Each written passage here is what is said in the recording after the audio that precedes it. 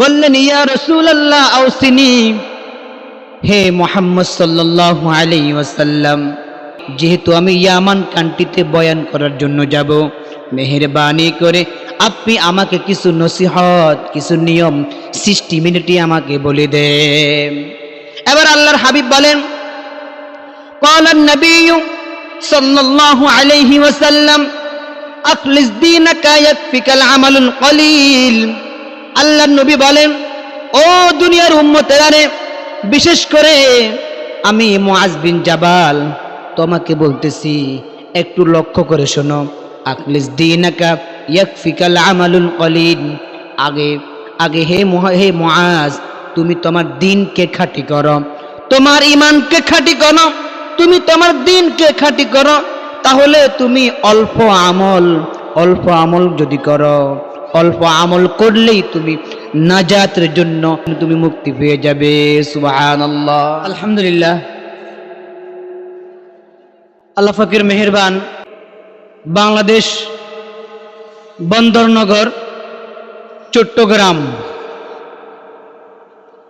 বাহারুল উলুম মাদ্রাসার আজকের বার্ষিক ওয়াজ মাহফিল। বলেন তো আমরা খুশি না বেজার? অবশ্যই খুশি ইনশাআল্লাহ। মুহতারাম প্রিয় মুসল্লিন একরাম, প্রিয় চট্টগ্রামবাসী, অনেক দূর থেকে আসলাম, নিজে অসুস্থ, খেয়াল করছি আপনাদেরকে সালাম দিয়ে নেমে যাব ইনশাআল্লাহ। কিন্তু মাওলানা সৈয়দ আব্দুল্লাহ সাহেব মুহাদ্দিস প্রোগ্রাম থাকে হুজুরের সম্মানে, বিশেষ করে আরেকজন মোহাব্বতের ভাই এম বশিরউদ্দিন ভুঁইয়া ভাইয়ের মোহাব্বতে। আসুন, আমি আপনাদের সম্মুখে একটি হাদিস তেলাওয়াত করেছি। হাদিসটির বর্ণনাকারী হচ্ছে বিশিষ্ট সাহাবী হযরত মুআজ ইবনে জাবাল রাদিয়াল্লাহু তাআলা আনহু।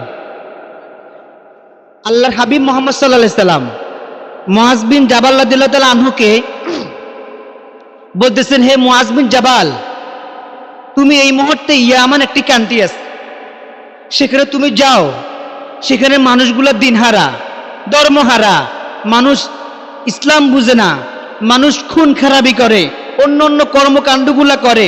যদি তোমার জবান থেকে মানবিক কোনো কথা পায়, ওয়াজ মাহফিল পায়, কোরআনের ছোঁয়া পায়, তাহলে মানুষগুলা জাহান্নাম থেকে মুক্তি পাবে। সুবহানাল্লাহ।